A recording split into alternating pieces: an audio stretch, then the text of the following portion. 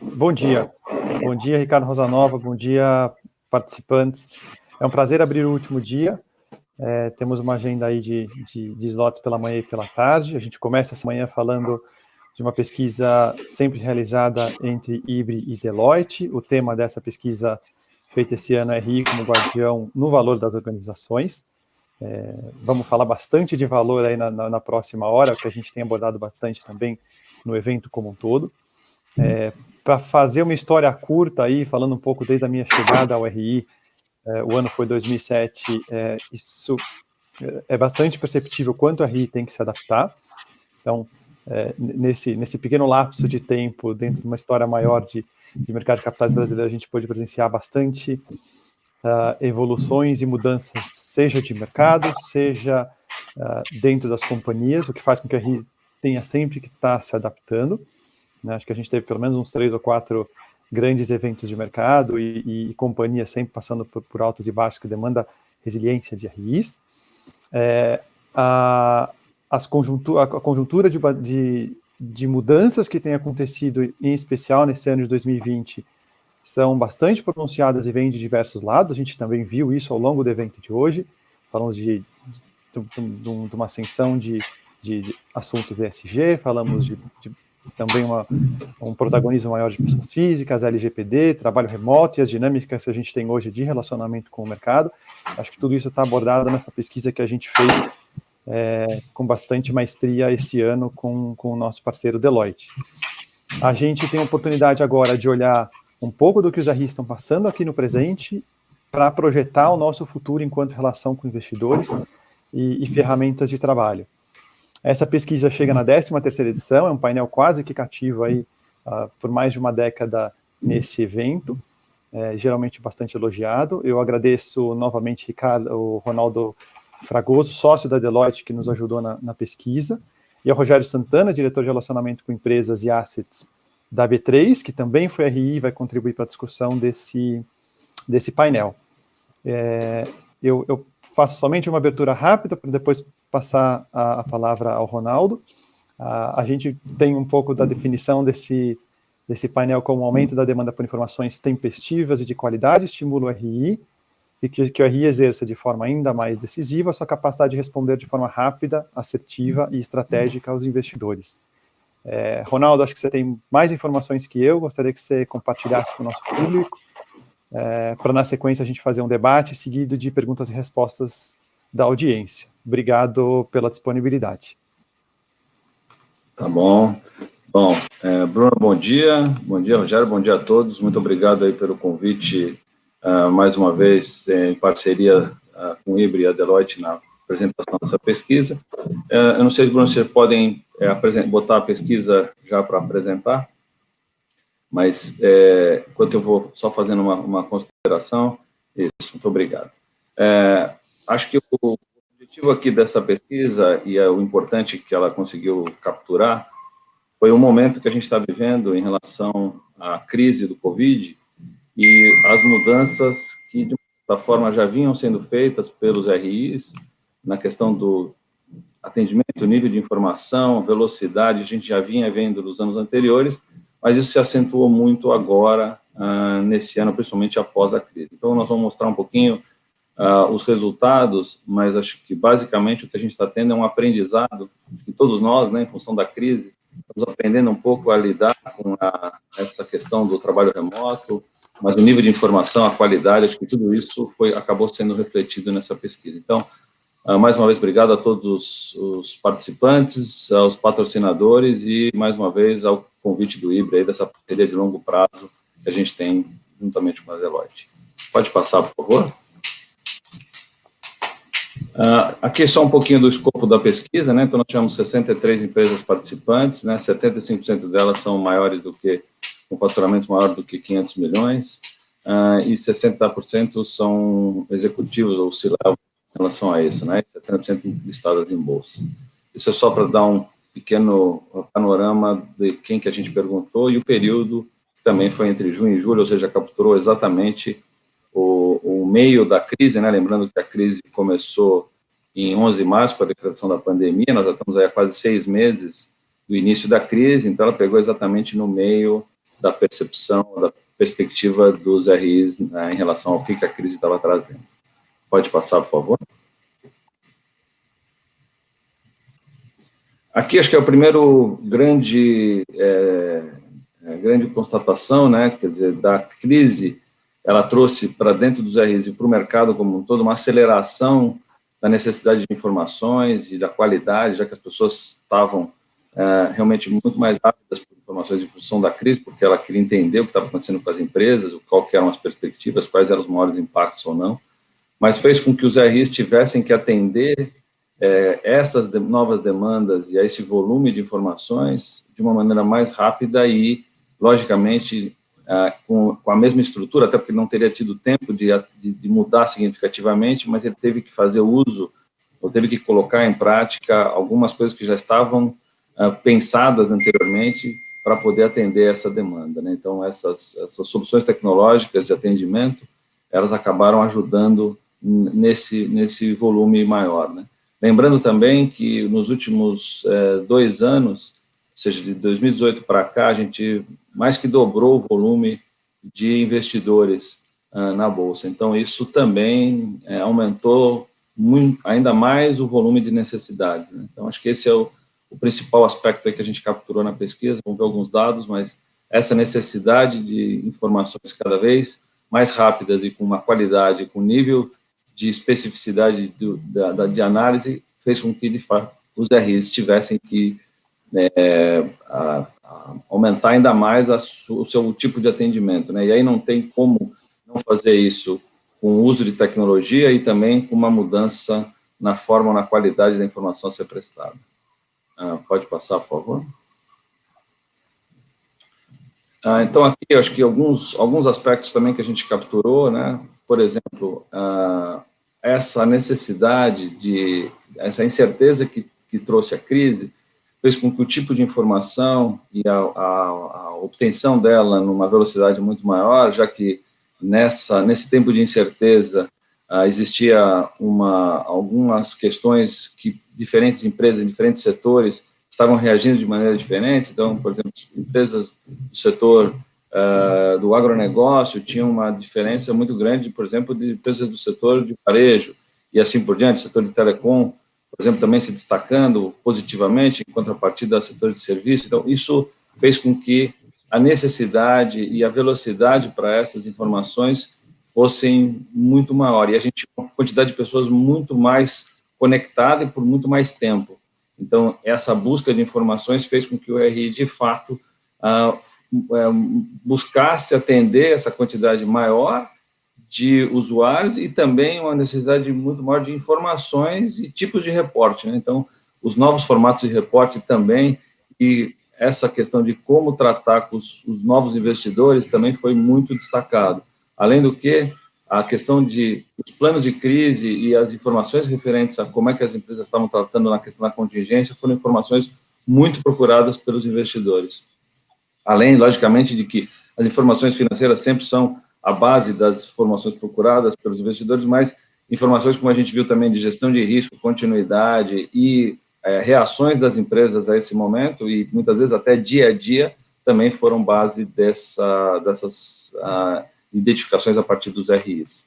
Eu acho que, assim, de uma maneira geral, o que a gente viu foi um aumento gigantesco nas demandas de informações, uma necessidade muito grande de uso de tecnologia para atender isso, e também um formato de reporte mais amigável, com gráficos e com respostas que não necessariamente estavam prontos para fazer. Então, o desafio dos RIs, de fato, foi muito grande nesse período para atender essa quantidade de demanda e também o aprendizado que isso trouxe, tenho certeza que vai deixar um legado. Logicamente que a crise é um fato muito ruim para todos nós, para todas as empresas, mercado, globalmente, inclusive, mas para o lado de atendimento nesse curto espaço de tempo, para esse volume de informações, isso vai deixar um legado importante para os RIs na forma de se preparar e atender a esse tipo de informação.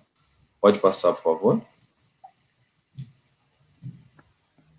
Ainda algumas informações que a gente pôde perceber que foram solicitadas pelos investidores. Então, muita informação relacionada à LGPD, que, aliás, se nada mudar, entra em curso hoje, especificamente, né? Então, já passa a valer. Então, uma preocupação importante em relação à lei de proteção de dados. As informações relacionadas ao ESG, né? Então, é toda essa parte de ambiental, sustentabilidade, governança, até por conta dos eventos que a gente teve, então a procura sobre essas informações foi muito, muito forte. E também, logicamente, a forma com que isso veio sendo tratado, ele já vinha preparado anteriormente, mas, de novo, o volume de informações relacionadas a isso e o tipo de informação que era requerido fez com que os AIs também tivessem que fazer um ajuste e preparar esse tipo de informação de uma maneira diferente com novos reportes.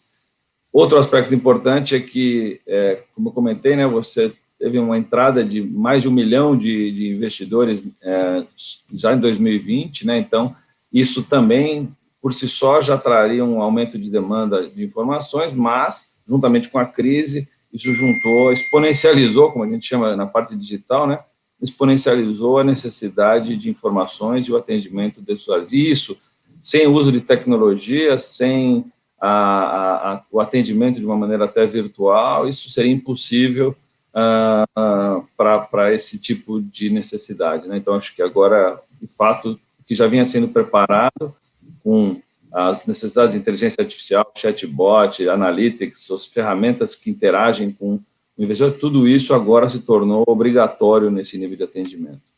Pode passar, por favor? Como eu comentei, né, das iniciativas digitais, né, que a gente viu, né, e esse já vinha sendo, como eu falei, né, nos anos anteriores a gente viu como uma tendência, mas agora passou a ser quase que obrigatório, essa questão dos webcasts, ou seja, a forma de interagir e apresentar isso, as questões dos aplicativos e a forma de interagir dos investidores dentro da própria plataforma, para fazer simulações, cenários, plataformas de educação financeira também, para ele poder entender até a questão de riscos e a questão de tipos ou formas de investimento que ele precisa entender, os chatbots que agilizam o atendimento e permite, né, respostas 24 horas, então a inteligência artificial ajudando nessa questão de como atender um volume muito grande e muitas vezes 24/7, né, porque investidores também têm a sua demanda de informação, não necessariamente no horário de disponibilidade comercial, e também isso aumentou, houve uma percepção clara de que para você atender esse volume não adianta mais, não é só você dobrar a quantidade de pessoas ou você só aumentar o quadro, não tem como não usando tecnologia para atender nisso. E também é um outro aspecto importante, logicamente, por conta do trabalho virtual, é que 94% concordaram com a realização de assembleias, né, virtuais, né? Então, isso também uma outra mudança que provavelmente veio para ficar, né? Como eu falei, teve alguns ganhos que a crise trouxe, que essa eficiência dessa troca de informações e realizações de webcasts ou de assembleias também foi importante nesse momento para um processo de eficiência ainda maior no atendimento dos investidores. Pode passar, por favor? Então, aqui alguns gráficos, né, só para, como a gente mencionou, então o resumo da pesquisa foi isso, mas alguns gráficos demonstram isso. Então, primeiro, um aumento de 10%, né, em relação à pesquisa anterior, na questão das informações em relação às incertezas do cenário, né? Então, a crise fez com que houvesse um aumento significativo dessas informações e que acarretaram exatamente a forma de atuação do RI de uma maneira muito mais integrada. Depois, a questão, um aumento também de 2%, não foi tanto, mas, como eu comentei, já vinha sendo feito, mas a necessidade de adaptação de processo e tecnologia por conta dessas demandas, né? Então, isso já, como a gente comentou, né, já existia uma preocupação grande do RI, até porque a demanda já vinha aumentando nos últimos anos e os quadros vinham sendo mantidos, ou seja, você precisava adequar o novo processo e as novas ferramentas para poder atender isso. Um aspecto importante, logicamente, que isso é decorrente da crise, as informações sobre continuidade ou sobre planos de contingência aumentaram 12%. E também alguns reportes mais tempestivos, a necessidade de atender isso de maneira mais rápida também aumentou 7 pontos em relação à pesquisa anterior. Então, esses foram alguns destaques, tem outros aqui que também aconteceram, mas estes acho que são os principais que a gente viu do efeito da crise, tá certo? Pode passar, por favor.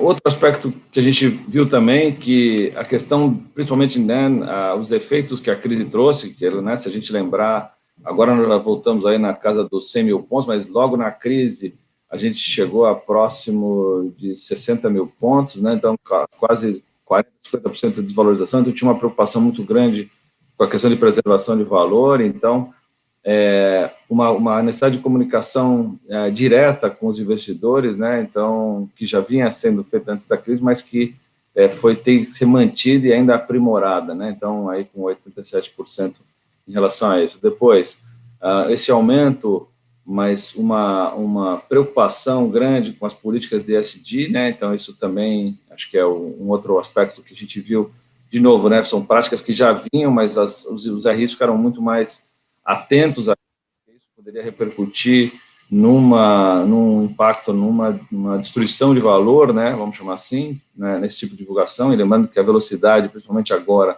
nos tempos de crise, ela aumentou ainda mais o volume de informações e também uma questão de esclarecimento fundamental para ser feito, para evitar que interpretações incorretas por conta dos investidores ou mesmo por falta de informação das empresas, isso se tornou também super importante, mas o que eu queria destacar aqui também é o que foi o destaque dos novos formatos de reporte que foram feitos durante a crise, né? Quer dizer, você teve que adotar, você já vinha fazendo, mas você teve que acelerar muito, então 22% teve que adequar o nível de reporte durante a crise. Veja que esses novos formatos não eram tão relevantes, mas eles se tornaram muito relevantes durante a crise, com mais de 22% tendo que adequar esse formato de reporte. Eu acho que aqui também tem um destaque importante na capacidade dos RIs de conseguir adequar a essas novas solicitações. Tá bom? Pode passar, por favor. Acho que um outro aspecto que a gente sempre gosta de destacar aqui, que foi quem que estava pedindo mais informação, quais foram os maiores usuários, né, que consumiram as informações do RI, né? E também a gente viu um aumento grande das demandas do próprio conselho, usando o RI como base de informações, porque são informações importantes para tomar decisão, mas também o próprio presidente, né, o presidente, o CEO, também usando muito isso para o seu dia a dia, né? Também um dos efeitos que a crise trouxe foi que os comitês de crise foram instalados e muitas vezes eles tinham reuniões diárias, né? E a demanda por informações era realmente muito alta. Isso reflete um pouco também na crise, né? Porque o próprio conselho, o presidente, e aqui já no quarto aqui junto com ele, o conselho de crise demandando muito mais informação do que era no passado, né? Então acho que isso aqui reflete também que os RIs têm que se preparar para isso, e lembrando que como a crise ela teve início, né, e a gente não consegue ainda, o maior fator de incerteza é o tempo dessa crise, né, a gente já está no 6º mês aí, e ainda vamos ter que convivê-la por um bom período, provavelmente até o final do ano, e eventualmente até ano que vem, então essas estruturas passam a ser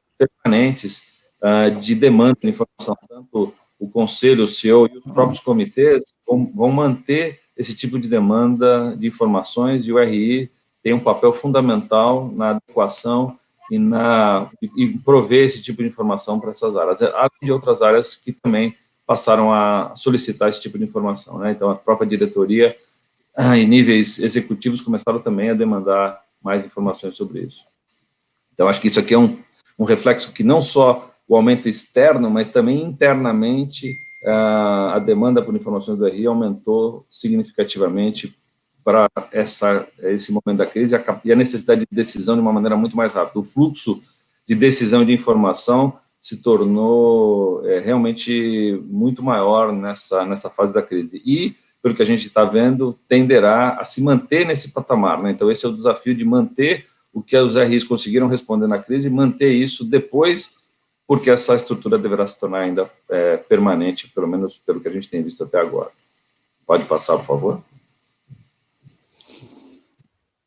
Outras demandas que a gente viu, então, além das informações que tradicionalmente a gente vê, né, informações financeiras, a gente viu informações não financeiras também tomando uma demanda muito grande, né? Então, os esclarecimentos sobre a crise, mais de 73% tiveram que dar esclarecimentos sobre a crise, principalmente na questão de planos de continuidade ou planos de contingência, gestão de risco e também com iniciativas de oscilações de mercado, né? Além das questões que a gente já falou do ESG, né, ambientais, sociais e de governança. Então, isso foi realmente uma demanda muito forte na questão da crise, que os RIs vinham trabalhando de alguma forma nessa informação, mas o aumento e o tipo de informação e o formato para reportar isso mudou bastante.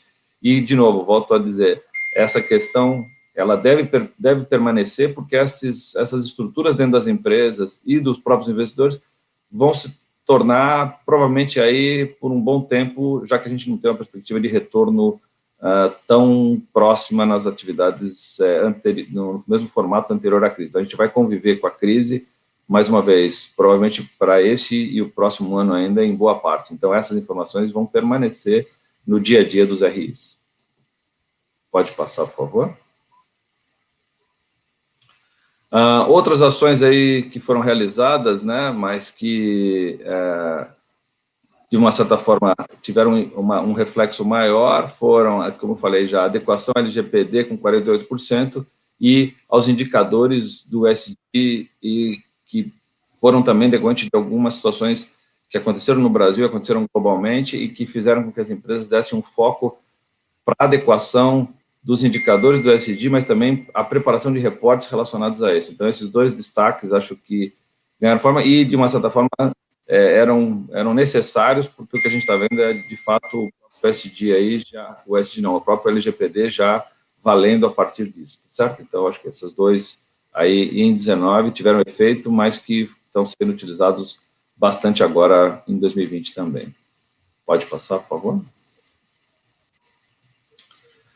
Outro aspecto também que a gente viu, o maior desafio, né, os maiores desafios em relação ao LGPD, já que agora se torna uma realidade. Primeiro, a governança do banco de dados é o primeiro, porque como é que você considera a qualidade dessa informação e a necessidade de utilização dele. Então, isso, como é que você gerencia o banco de dados, que a gente chama do data governance aqui, isso é fundamental na questão da LGPD, para você saber que tipo de informação você precisa controlar e acessar, etc.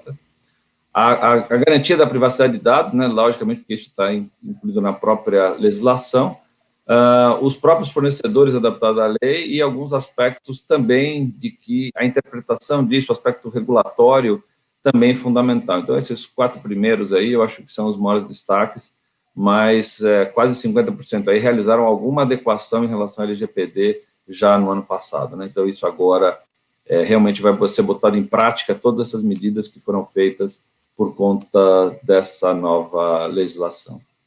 Pode passar, por favor. Aqui, eu acho que tem um dado importante, né, para mostrar um pouco dessa evolução, se a gente sair de 2018 com próximo a 800 mil investidores e chegar em 2020 com mais de 2 milhões e 600 mil, mostra que ele dobrou de 18 para 19 e quase que dobrou de 19 para 20. Então, a evolução, como eu comentei, mesmo que as empresas, se elas não fizessem uso de tecnologia para esse atendimento, mesmo dobrando ou triplicando a área, é impossível atender nesse volume, essa volumetria de novas demandas, né?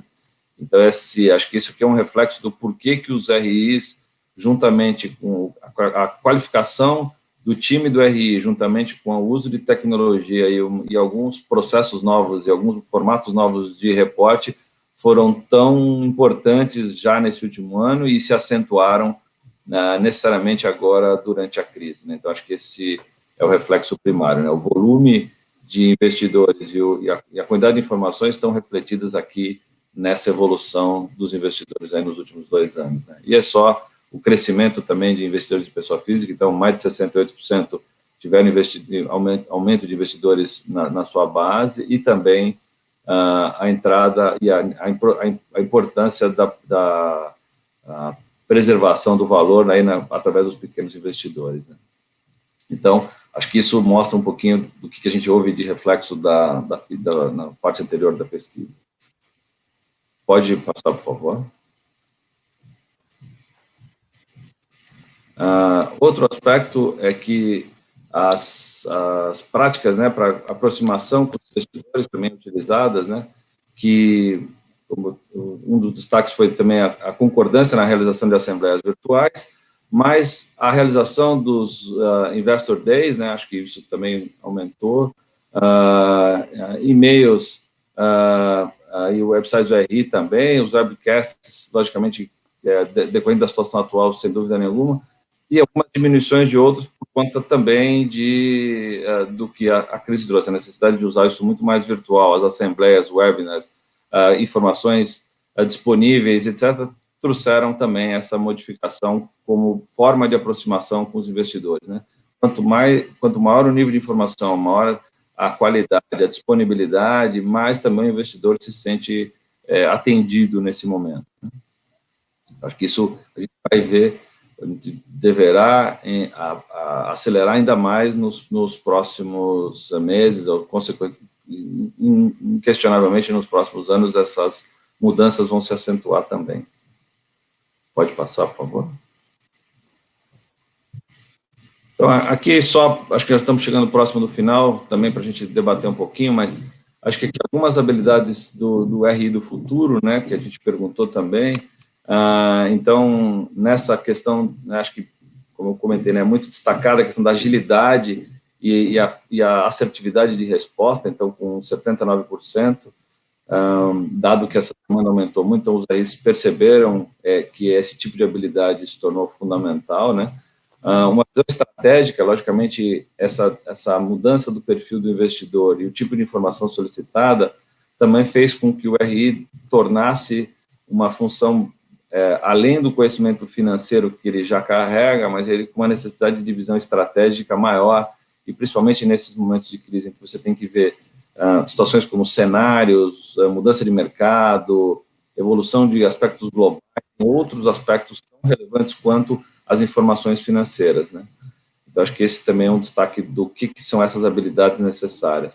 Além da questão de análise crítica, a parte analítica, né, a quantidade de informações que hoje tem são muito maiores, e você cruzar essas informações também se tornaram fundamentais. Além de aspectos mais tradicionais, como relacionamento, capacidade de análise financeira, conhecimento técnico, equilíbrio, são outros requisitos, outras habilidades, skills aí que a área de RI, de fato, já vem passando por uma transformação, mas ela tende a acelerar ainda mais esses componentes ou essas habilidades aí para o futuro. Pode passar, por favor. E aqui só quais eram a evolução da equipe, né? Então, o que aconteceu em 2019, né?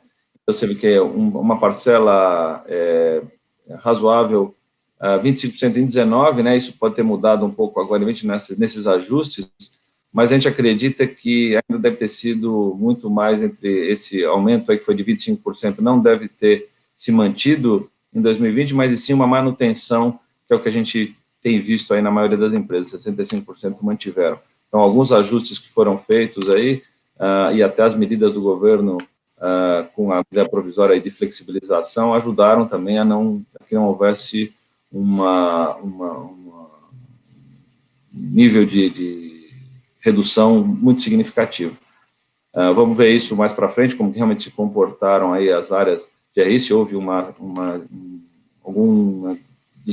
diminuição relevante, mas a gente acredita que não, dada essa demanda que houve, né? Então, acho que isso reflete um pouquinho do status que a gente vivenciou. Mas, mais uma vez, mesmo você mantendo, como o volume foi muito maior, essa equipe que foi mantida, ela teve que se reinventar, vamos chamar assim, para poder atender essas demandas e fazendo uso novamente dessas questões tecnológicas, como a gente comentou.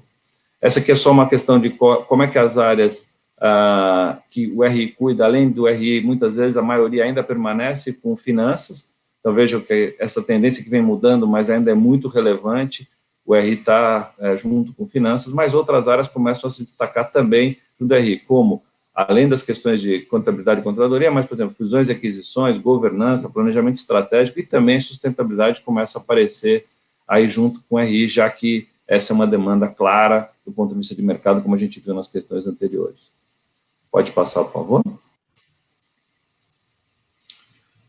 Outro aspecto aqui que acho que é só um aspecto importante de quais são os serviços mais utilizados pelo RI, né, e que são terceirizados consequentemente, mas vem desde manutenção dos sites, escrituração de ações, assessoria de imprensa, até organização de eventos e utilização de mídias para isso. Então, acho que esse é um aspecto importante dos serviços utilizados por RI. Pode passar, por favor. Aqui, só o perfil da amostra, mas só para efeito de consideração. Então, hoje do capital, a maioria é brasileira, com dívidas e substancialmente aqui 50% em São Paulo, certo? Então, aqui, acho que essa é a consideração especial. E aí também um destaque pelo faturamento aí de 500 milhões até mais do que 5 bilhões. Ok? Pode passar, por favor. Aqui também a representatividade de vários setores, né? Especificamente com construção, agronegócio, infraestrutura, atividades financeiras, então teve uma boa distribuição na pesquisa na questão setorial. Pode passar o próximo. E também ainda outras representatividades aí que participam dos índices, seja do Ibovespa, do Imob, do IBXL, etc. Certo? Só para a gente mostrar aí a representatividade de quais índices que essas empresas participam. Pode passar. Então, com isso, encerramos aí a parte da pesquisa e agora eu abro aí para a gente poder discutir, debater sobre as perguntas. Por favor, Bruno. Obrigado, Ronaldo. Desculpe. Desculpe, era o comentário do Rogério, Bruno, se você puder passar para ele e depois voltar com as perguntas. Desculpe. Claro que sim, claro que sim. Eu tomei uma série de notas, a apresentação foi bastante rica. Eu talvez encaminhe para o Rogério para as primeiras considerações. Provavelmente deve ter tomado bastante nota também, Rogério, e a gente segue com um debate rápido antes de abrir para as perguntas da audiência. Não, perfeito. Bruno, obrigado. Ronaldo, belo trabalho.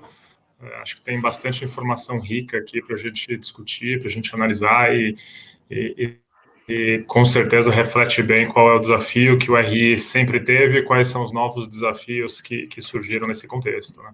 Acho que a gente não pode ignorar que a gente teve quase que uma tempestade perfeita no mundo de RI, né? A gente teve o crescimento da base de investidores, aí a gente assim, presta muita atenção no crescimento da pessoa física, mas não foi só ele. A gente viu uma proliferação de novos gestores de recursos no Brasil, de family offices, né, de novos tipos de fundos, novas categorias. Isso também traz um desafio de comunicação, um desafio de mapeamento, um desafio de engajamento. Então, esse é o primeiro fator. O segundo fator é o crescimento desses novos canais de comunicação, né? Então, saindo do tradicional release e call de resultados para mídias um pouco mais dinâmicas, como podcasts, lives, apresentações em YouTube e redes sociais, né, com não só a companhia se comunicando, mas também o monitoramento de todos os influenciadores e comunicadores digitais que estão ganhando relevância nesse mercado. Então, isso também traz um desafio de comunicação para os profissionais de RI. E, por fim, todo esse cenário de incerteza, né, que tomou conta de todo o mercado, e acho que nenhuma empresa passou ilesa, mesmo aquelas que tinham modelo de negócio que, de uma forma ou de outra, conseguiu se sobressair em termos de performance, em termos de perspectiva, mesmo essas tinham um nível de incerteza bastante grande para lidar, daí tomar posicionamentos de comunicação e de orientação para os seus acionistas. Então, esse contexto ele é bastante desafiador, né? E eu acho que tem algumas coisas que saltam aos no texto, né? Temas que, pelo menos da minha experiência de RI, que eu fiquei 11 anos, né, até dezembro do ano passado, atuando 100% do meu tempo como RI, temas que não eram muito demandados ganharam relevância, né? Como, por exemplo, apareceu no relatório de vocês, temas relacionados à continuidade de negócios, temas relacionados à gestão de crise, que são temas que, em muitas vezes, as empresas encaravam como um requisito regulatório de que deveria ser informado no formulário de referência, por exemplo, nos itens 4 e 5. E essa crise mostrou que esses fatores e a forma como a empresa está preparada para lidar com adversidades pode efetivamente diferenciar o futuro de uma empresa. E aqui eu acho que os RIs já tinham tido uma amostra da importância desses fatores alguns anos atrás, né, na crise dos caminhoneiros, por exemplo, para as empresas de São Paulo na crise da água, que a gente teve alguns anos antes, e agora, sem dúvida nenhuma, acho que mostra a relevância de entender bem quão preparada a empresa está e comunicar bem para a comunidade de acionistas, analistas, o que a empresa faz e quais são as medidas que ela toma para ter certeza de que os negócios continuam. Então, esse é um tema que não me parecia, pelo menos, depois que eu vi o Bruno, que está no dia a dia das atividades de RI, não era o tema principal das discussões com investidores. As discussões estavam muito voltadas a resultados financeiros, projetos, custos e assim por diante. Uma outra agenda que apareceu também com bastante frequência aqui em alguns slides é a agenda ESG. Né? Acho que acho que toda a audiência aqui deve concordar, né, ou entender as nuances, né, do nível de maturidade de diferentes mercados, né, com o mercado, os investidores da Europa já mais atentos a esses fatores, o mercado norte-americano também atuando e se desenvolvendo, e no Brasil a gente tinha poucos investidores ou poucas casas avaliando esses critérios e considerando-os em suas análises. A gente começa a ver uma intensidade maior dessa agenda na mídia, e pelos relatos que eu tenho obtido também de alguns investidores. E aqui ela é ainda, né, até num painel que eu participei ontem aqui no Web Summit, ainda é uma parte menor do tempo em termos de demanda dos investidores. Inclusive, num dos slides que detalha, né, quais são os temas mais demandados, do ponto de vista do investidor, ele não está nos primeiros lugares, mas do ponto de vista de iniciativa da empresa, de comunicar e de se engajar no tema, ele está mais bem ranqueado. E aqui é um dilema, né, de aguardar a demanda chegar para tratar o assunto, ou se antever, né, e ser mais proativo e induzir os investidores ou educá-los sobre as melhores práticas que a companhia adota.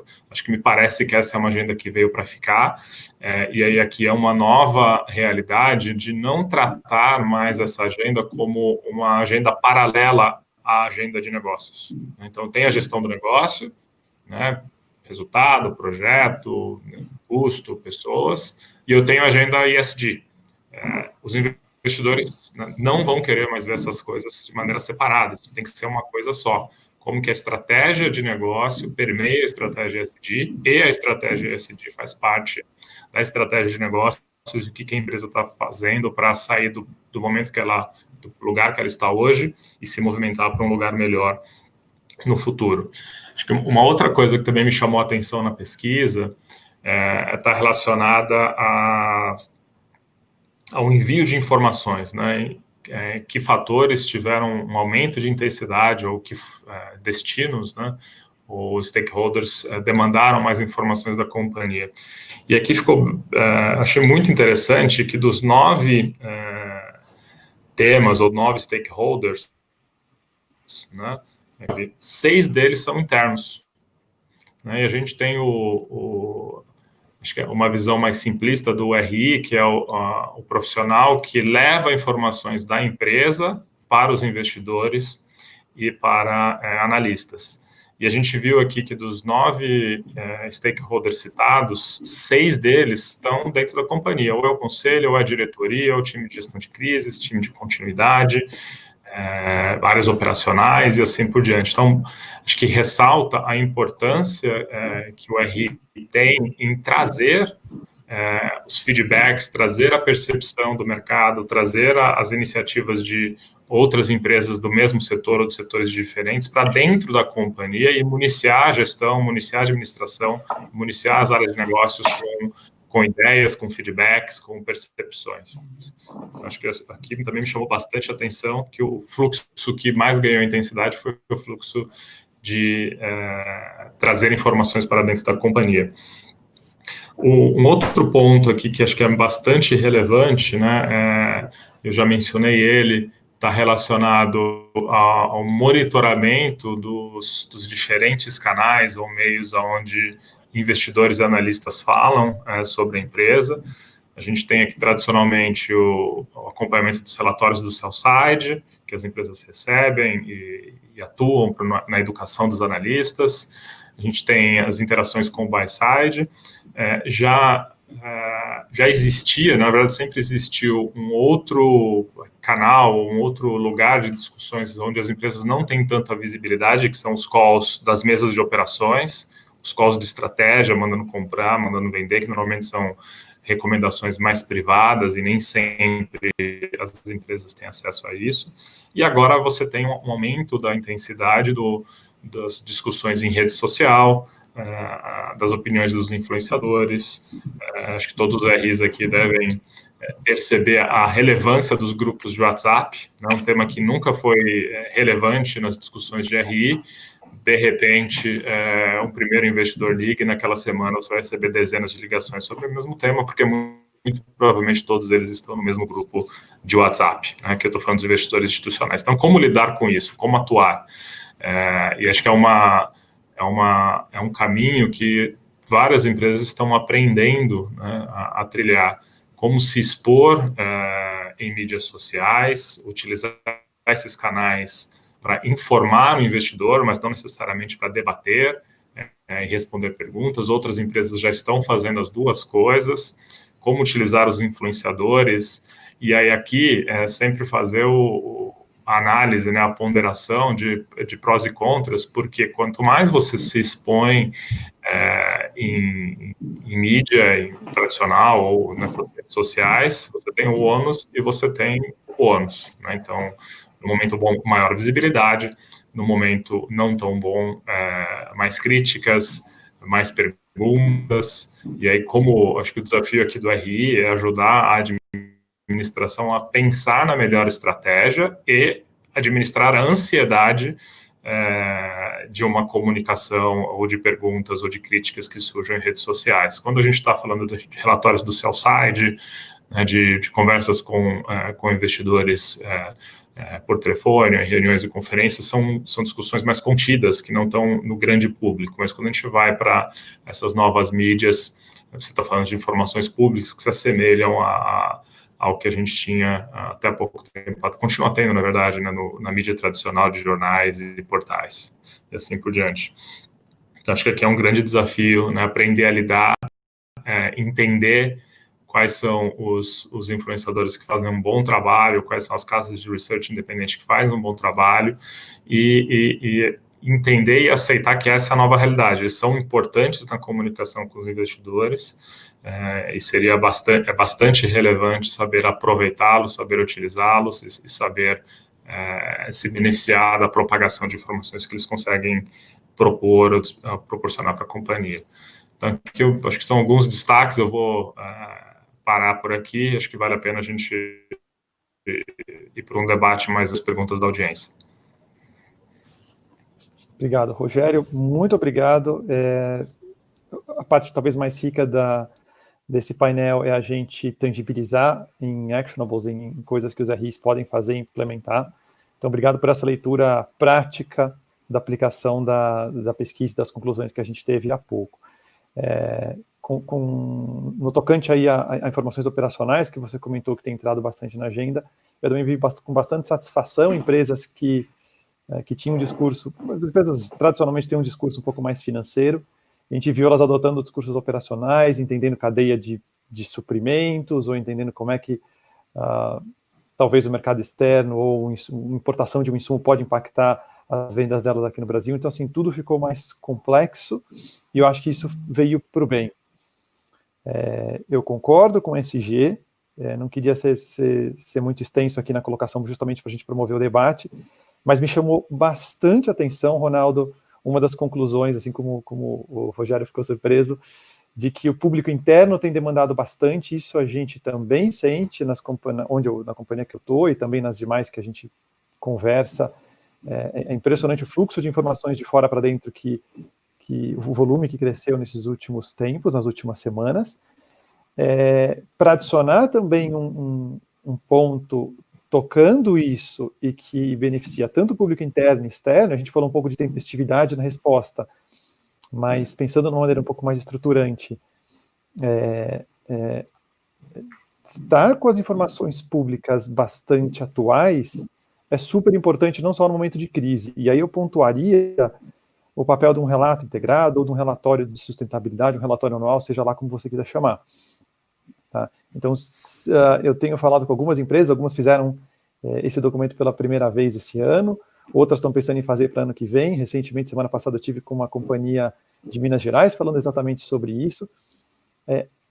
O crescimento que uma companhia tem interno ao elaborar um relato integrado, um relatório anual, seja o que for, ou às vezes fazer uma matriz de materialidade, é muito rico. Então, também pensando em to-dos, quando a gente pensa em ter maior agilidade, o primeiro é fazer um grande diagnóstico, eu acho que isso tem uma relevância enorme, e às vezes a gente não para pensar que ferramentas antigas, sabendo que o relatório anual já tem décadas aí de existência, claro, repaginado, tem um poder enorme para mercado, para sustentar coisas de ESG. Ronaldo, Rogério, estou vendo que o Ronaldo está acenando com a cabeça. Não, assim, só para, acho que, corroborar um pouco o que o Rogério comentou e você, Bruno, também, muitas vezes a gente viu, e acho que a pesquisa mostrou isso, que as empresas já vinham fazendo isso, mas essa questão do relatório integrado e a forma de tratar as questões ambientais e agora o ESG tomou mais relevância, acho que ele já era uma tendência, mas agora as empresas atentaram a importância que os investidores também estão dando a isso, né? Então, até os fundos se posicionaram muito forte nessa questão aí, já no começo do ano, e então esse assunto agora que a gente já vinha falando há um bom tempo, mas agora ele não tem muito escapatório. Eu estou só achando interessante, você falou, algumas empresas começaram a fazer, porque na verdade é o seguinte, já estava no radar, mas esse momento acelerou muito. E só para complementar um pouquinho, acho que você, o Bruno comentou, o Rogério também, que, na verdade, o que a gente vivenciou nessa crise foi quase que uma situação de guerra, né? E alguns analistas dizem que essa foi a guerra da nossa geração, né? A crise do Covid. Então, você teve dentro das áreas um nível de incerteza tão grande, porque poucos tinham vivenciado qualquer coisa parecida. Então, uma fonte segura de informações é o RI. Então, essa demanda que veio, até maior, percebida por aí interna, porque não tinha tanta demanda como do conselho, da diretoria, das áreas técnicas e tal, foi porque esse nível de crise era tão grande, tão desconhecido, que um porto seguro foi o RI. Então, isso foi um destaque para o RI, que as pessoas, de fato, enxergam que numa necessidade emergencial, ela corre ali para pegar essa informação e poder discutir, tomar decisões com base nisso. Acho que eu só queria pontuar essa consideração que a pesquisa acabou realçando uma situação que nenhuma empresa, nenhum RI, nenhum gestor tinha algum histórico de uma crise similar. Ainda que a gente tenha vivenciado a crise na crise aérea no atentado de 11 de setembro de 2001, a crise financeira em 2008, mas nada similar ao que a gente viu nessa crise aqui, né? Era difícil de comparar, né? Perfeito. Eu queria... Você me permite só fazer um comentário, Bruno, sobre a questão ESG que você mencionou, né? Eu acho que pega a percepção, né, e tenta quantificar, né? A gente os financistas têm essa tendência, né, de tentar colocar números em tudo. Fala, pô, mas os investidores ainda não demandam, né? Ou não é o tema principal nas minhas conversas. Quando eu vou numa conferência, esse tema surge aqui e ali apenas. Isso não quer dizer que eles não consideram. Acho que, obviamente, tem diferentes níveis de maturidade, mas eu me deparei já várias vezes com investidores com os quais eu nunca tinha falado sobre essa agenda, e quando eu fui especificamente perguntar como eles lidavam com isso, eles me relataram, não, a gente olha os critérios de vocês ESG, e mais de uma vez eles falaram, inclusive a gente em algum momento queria aumentar a posição, mas como vocês não tinham um bom score, uma boa pontuação, a gente não teve aprovação do nosso comitê interno. E eles nunca perguntaram, porque muitas vezes, em muitas casas, essa avaliação ainda acontece de forma paralela, né, e ela só aparece numa discussão de comitê. Então, só ressaltando a importância de comunicar quais são as práticas da companhia. Acho que o desafio agora não é simplesmente fazer um inventário de ações. Olha, as minhas ações sociais são essas, as minhas ações ambientais são essas e minhas iniciativas de governança são essas. Isso não é mais suficiente. Aqui o que o investidor quer saber é como que essas ações permeiam a estratégia da companhia e tornam a companhia mais forte, né, e mais preparada para o seu crescimento. Acho que esse é o grande desafio aqui e, sem dúvida nenhuma, o relatório anual, o relato integrado e outras fontes vão ajudar não só na reflexão, mas também na comunicação. Excelente ponderação, Rogério. Eu queria caminhar para uma primeira pergunta, fazendo uma introdução e uma leitura da pesquisa do Ronaldo. Talvez a palavra que o Ronaldo mais falou, se eu tivesse marcado aqui, acho que deve ter sido pelo menos umas 2 dezenas de vezes, o termo agilidade. Né? Então, a gente tem que ser ágil para poder responder tempestivamente, e a gente tocou muito nesse ponto. A gente falou em aumento, talvez, de relatórios, seja interno, seja externo, criar novas formas de comunicação, e isso contrasta com alguns pontos que ficaram no final da apresentação do Ronaldo, que eu queria trazer, porque eles são bastante importantes para quem está escutando hoje o nosso painel, que eu selecionei aqui. Então, a gente viu que quase 2/3 das companhias, o RI também cuida de outros temas, seja controladoria, tesouraria, M&A, sei lá eu. Então, a gente tem uma função, por vezes, dividida em 2/3 do caso da amostra dessa pesquisa. E a gente tem uma estatística ainda mais interessante, o Ronaldo até pontuou, que na ocasião do corte ali em 2019, 3/4 das companhias ou mantiveram equipes ou reduziram as equipes. Né? O Ronaldo até pontuou que deve ter até mudado para pior um pouco essa estatística recentemente. Então, assim, como fazer tudo isso acontecer? E aí eu vou emendar para comentários de vocês a pergunta do José Alves, que comenta de fontes de informação. Ele fala do site da B3 como uma importante fonte de consulta para informações, em especial de pessoas físicas. Ele relata alguma dificuldade em encontrar informações no site, mas eu queria levar a discussão agora para esse lado, ou seja, como fazer mais dentro e fora, com um pouco menos de pessoas, e a importância da tecnologia e de fontes de informação para a gente ter essa celeridade que o mercado demanda. Ronaldo, se tiver algum insight, depois a gente passa para o Rogério, por favor. Não, tá bom, eu falo e complemento aqui, o Rogério também acho que é mais importante do que mudou do perfil. Bom, primeiro, né, como você comentou, Bruno, a gente ainda não tem a visibilidade do que aconteceu, né? Muitas empresas tiveram que fazer reduções nos seus quadros, dificilmente o RI também acabou não sendo afetado, né?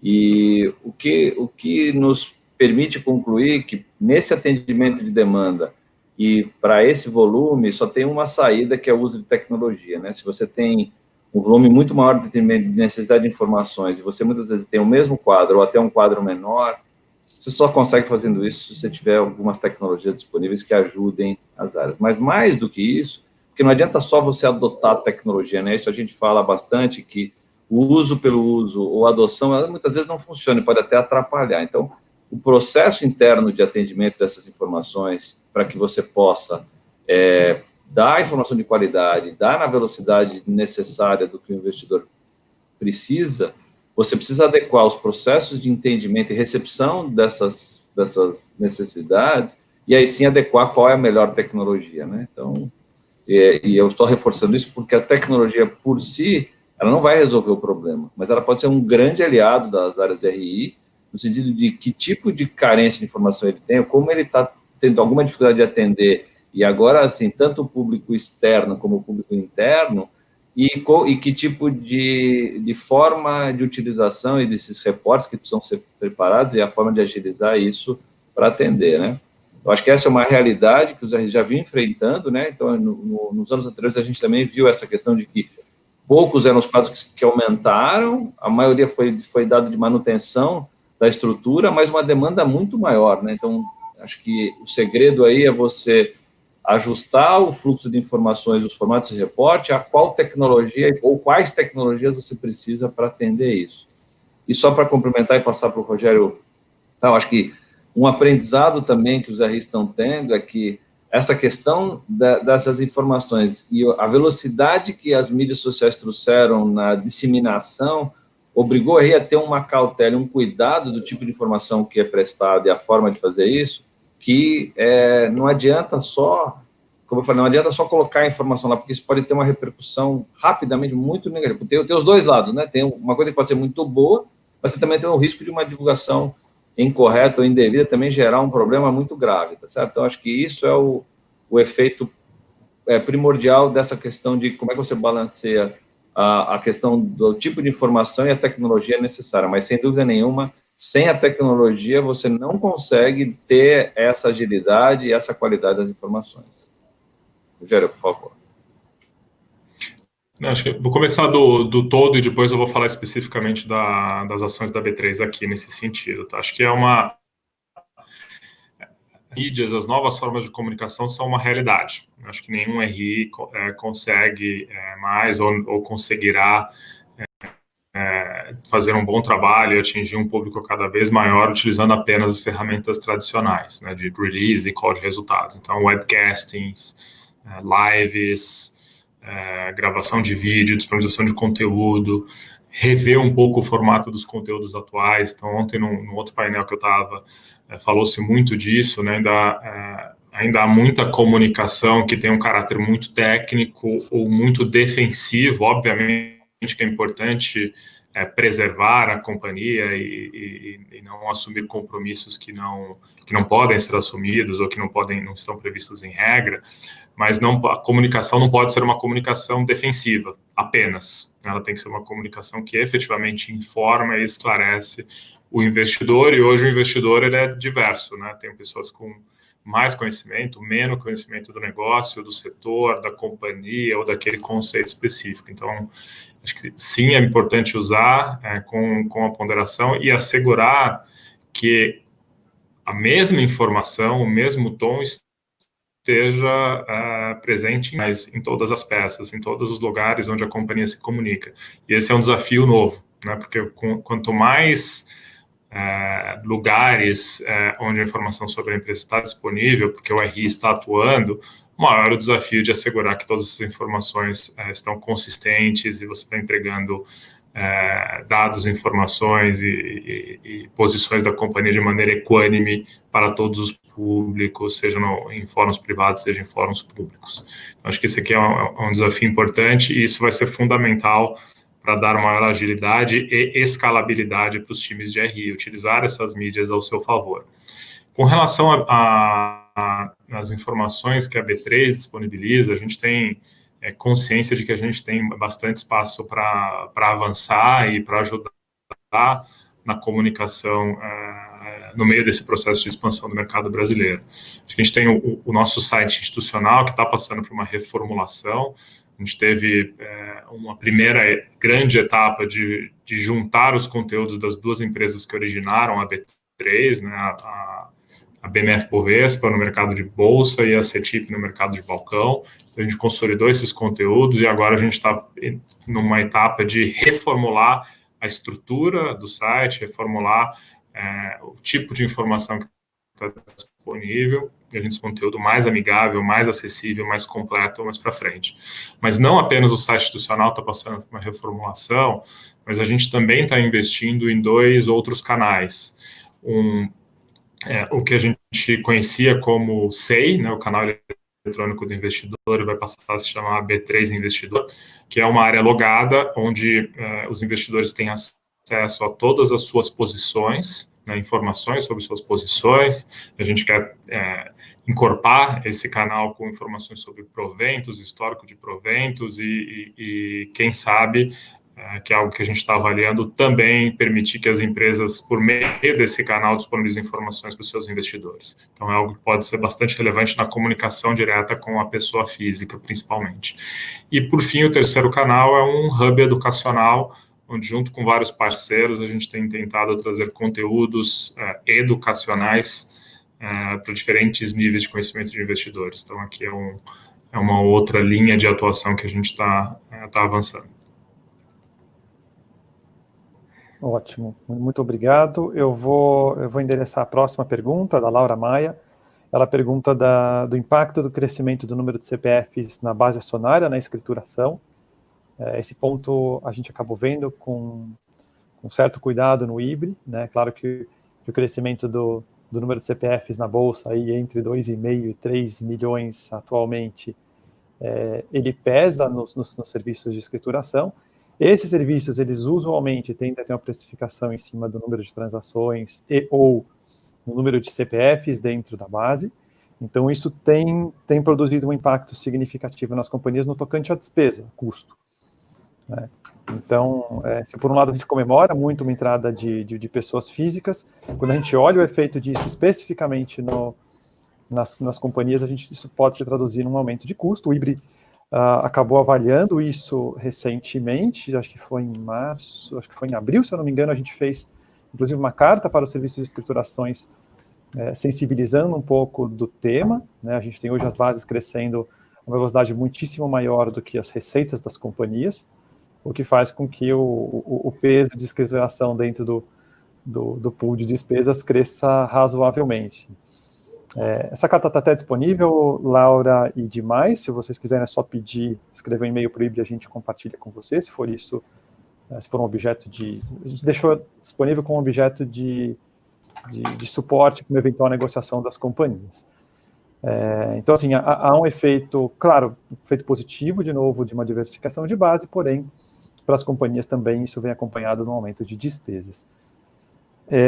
A terceira pergunta, talvez a última, vamos ver como é que o tempo evolui aqui, vem do Denis, né? Ele pergunta um pouco do que a gente está fazendo aqui. Ele fala de interações digitais, então ele comenta de tendências e como essa interação digital chegou e como que a gente está presenciando nesse exato momento, né? Então, quais os desafios que vocês entendem, Ronaldo e Rogério, para a adoção dessas tecnologias, desafios para a adoção dessa tecnologia e recomendações que vocês dariam para os RIs?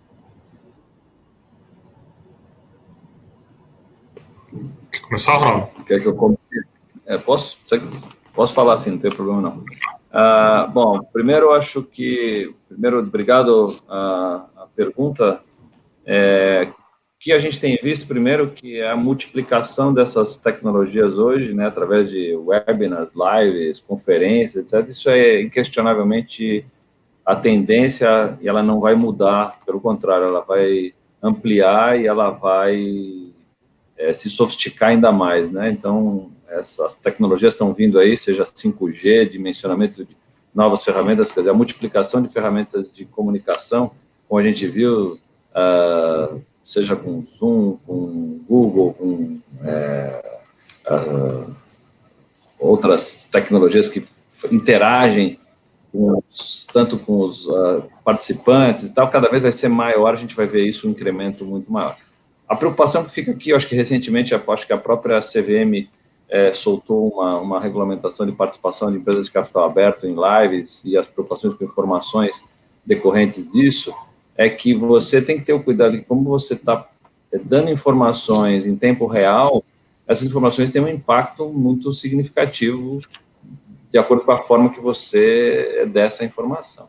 Então, acho que a preocupação que a gente já tinha no passado, mas ela era mais controlada por conta dos RIs, quer dizer, ele era um guardião e ele que dava, isso hoje está espalhado em vários interlocutores das companhias no mercado. Então, acho que o cuidado é você criar as regras de participação, o tipo de informação que pode ser dado, o que é informação aberta ao mercado, o que é informação confidencial.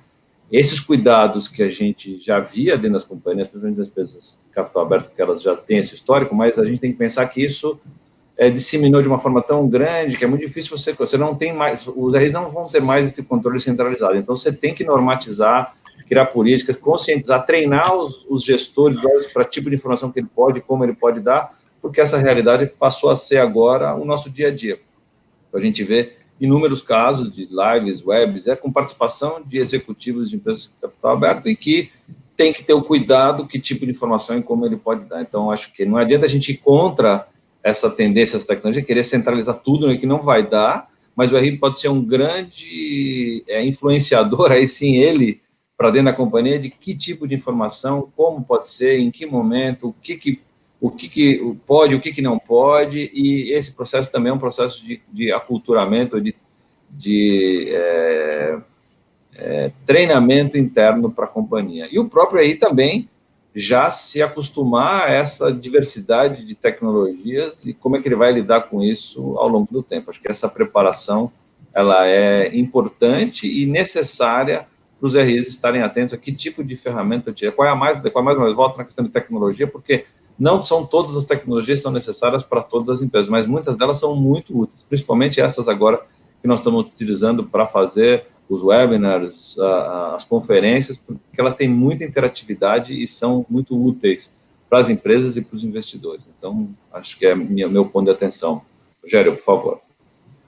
Não, concordo com os seus pontos, Ronaldo. Acho que sem dúvida, algo que a companhia tem que ponderar essa nova, como se beneficiar e utilizar essas novas mídias, esses novos canais, né? E, ao mesmo tempo, assegurar a equidade de informações, né, para ter certeza que o que foi dito numa live por um executivo, ou num evento por um executivo, está consistente com as informações que já foram previamente divulgadas de maneira pública.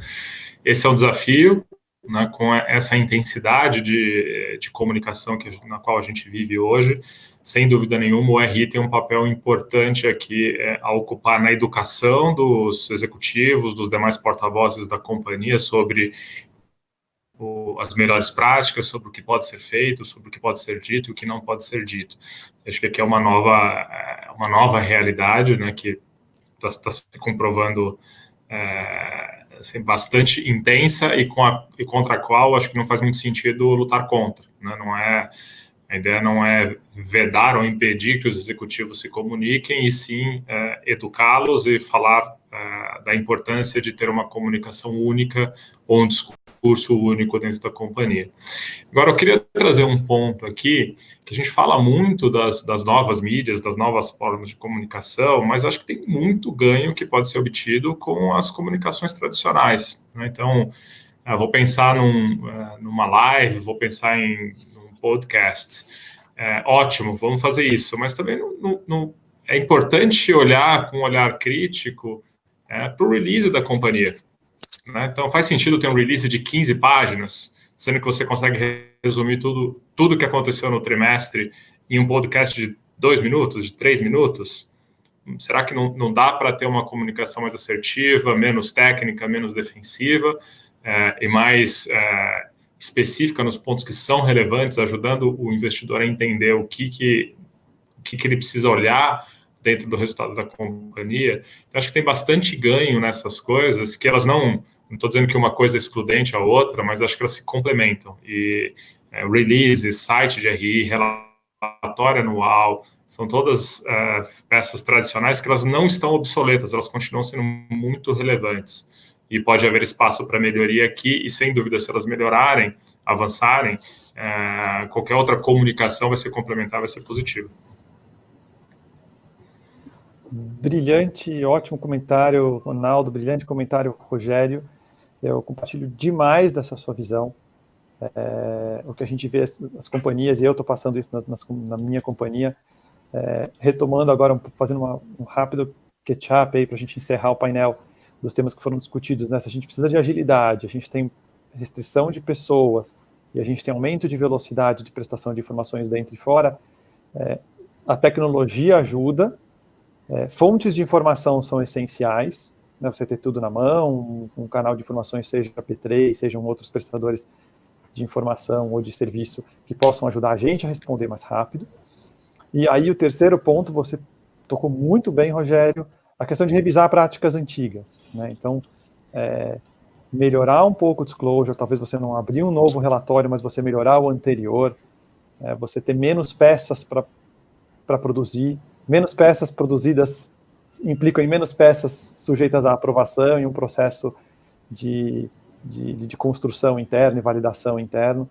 Então, eu tô bastante contigo, Rogério, isso aí está muito na mão da RI para ponderar e fazer da vida nossa um pouco mais simples, porque o mercado está demandando mais, e assim, novos cenários exigem novas práticas. Então, acho que não poderíamos encerrar de jeito melhor.